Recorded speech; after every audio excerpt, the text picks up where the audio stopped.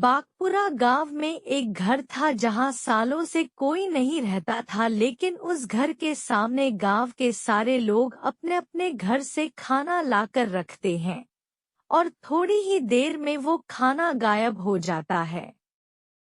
सबको ये पता होता है कि उस घर में जो चुड़ैल है वो खाना खाती है, क्योंकि जिस दिन भी उस घर में किसी घर से रोटी नहीं जाती, उस घर में अगले दिन से खाना नहीं बन पाता था और अजीब अजीब सी आवाजें आती हैं।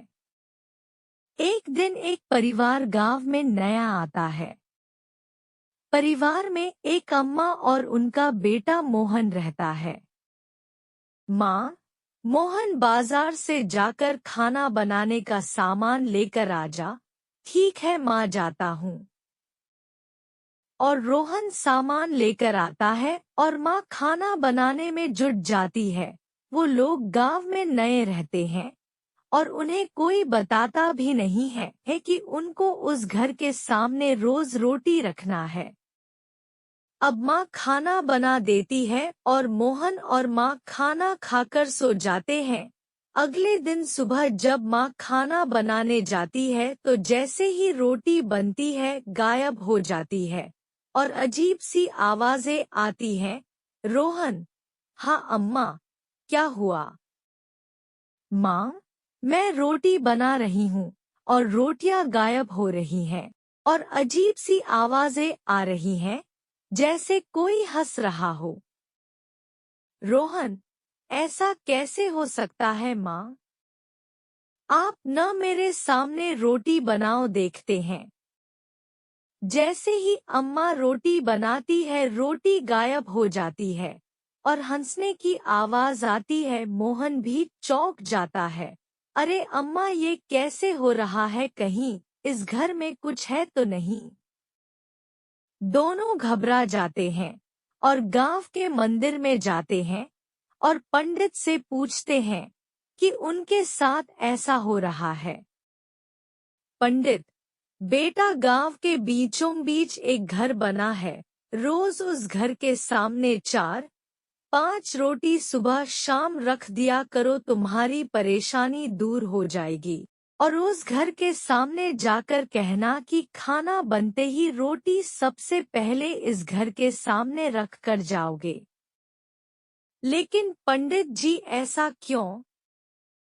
रोहन के पूछने पर पंडित जी बताते हैं कि बहुत समय पहले की बात है। इस घर में एक औरत रहती थी। उसके घर में खाने के लिए कुछ नहीं था और उसके पास कोई काम भी नहीं था, तो वह लोगों के घर से रोटियां चुरा लेती थी। एक दिन उसने सरपंच के घर से रोटी चुराई और सरपंच ने उसे ऐसा करते पकड़ लिया। इसके बाद सरपंच ने उसको सजा दी कि उसे कोई खाना नहीं देगा और उस घर में उसे बंद करवा दिया। उसकी उसी घर में मौत हो गई और उसके बाद वो चुड़ैल बन गई और तब से ही उसके घर के सामने सबको रोटी रखना पड़ती है। जो ऐसा नहीं करता उसको वह बहुत परेशान करती है। तो आप लोगों ने कुछ किया नहीं जिससे उसको इस योनि से मुक्ति मिल जाए? पंडित: हमने बहुत कोशिश की लेकिन वो इस गांव से जाने तैयार ही नहीं है। रोहन: ठीक है पंडित जी।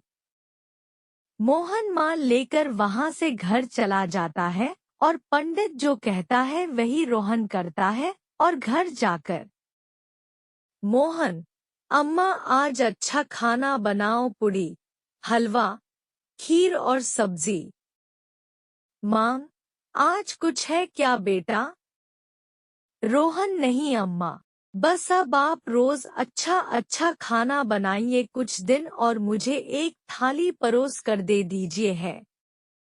माँ को कुछ नहीं समझ आता कि रोहन क्या कर रहा है। रोहन: आप परेशान मत हो माँ, सब ठीक है। मैं ये खाना इसलिए बनवा रहा हूँ कि जब हम रोटी वाली चुड़ैल को ये खाना खिलाएंगे तो उसको कितनी खुशी होगी। माँ: हाँ बेटा। अब रोहन थाली लेकर जाता है और रोटी वाली चुड़ैल के घर के बाहर बैठ जाता है और कहता है कि रोहन चुड़ैल माँ, बाहर आओ, मैं तुम्हारे लिए पकवान लाया हूँ। मैं तुमको अपने हाथ से पकवान खिलाऊंगा अम्मा। इतने में चुड़ैल मोहन के सामने आती है और मोहन उसको खाना खिलाता है और सारा गांव उसको देखता है और मोहन रोज चुड़ैल को पूछता है कि उसको खाने में क्या खाना है और रोज उसको अच्छे अच्छे पकवान खिलाता है। एक दिन मोहन, चुड़ैल अम्मा, ये बताओ तुम यहाँ अकेली कैसे रह लेती हो, तुमको बुरा नहीं लगता? चुड़ैल अम्मा, लगता तो है, लेकिन मेरे साथ कौन रहेगा बेटा?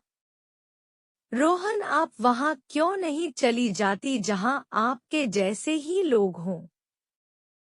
चुड़ैल अम्मा, हाँ बेटा, बात तो सही कह रहे हो। रोहन अम्मा, वहाँ आपको अच्छा लगेगा। चुड़ैल अम्मा, एक काम करो बेटा, वो लौटा है मेरे घर के अंदर, उसको जाकर नदी में बहा दो, मुझे मुक्ति मिल जाएगी।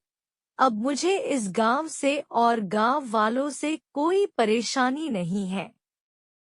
और वह चुड़ैल बहुत ही गुस्सैल थी, जो अपने भूत पति को छोड़कर कहीं नहीं जाती थी, जो बहुत ही ज्यादा